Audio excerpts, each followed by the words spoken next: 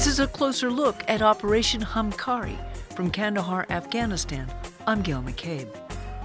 You've got Kandahar city of 500,000 people with a serious crime problem, and the Taliban could move around in there, but it was certainly not a Taliban stronghold, so we needed a solution that involved Afghan police.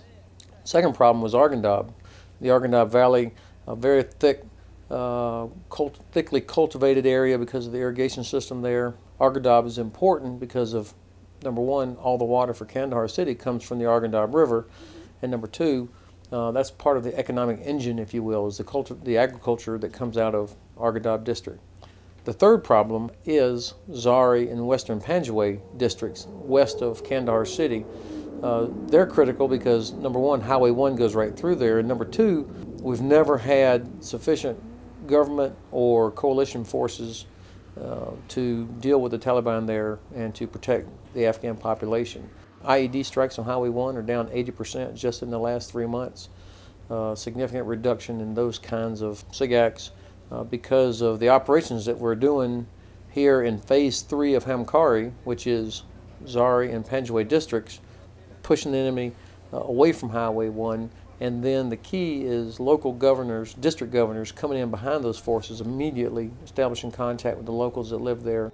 What you see is a commitment by the coalition and Afghan forces to use everything we have to achieve the effect that we need. We are committed with our Afghan partners to use everything there is. In Zari and Western Panjwai, it's an area that was completely under the control of the Taliban, much like Marja was. Hundreds of IEDs out there, so sure, we're using everything that we have while still remembering that our mission is to protect the Afghan population.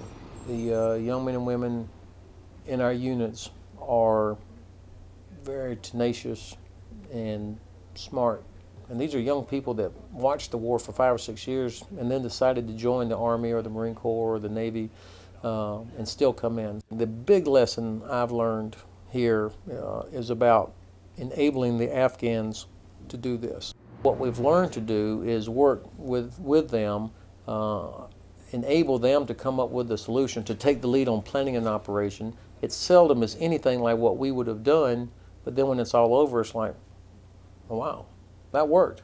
So I think now I'm about 100% better at figuring out how to ask the right questions of Afghan government officials, Afghan police and military, and allowing them to do it. So that gives me a lot of optimism about their ability to take things over. That's a closer look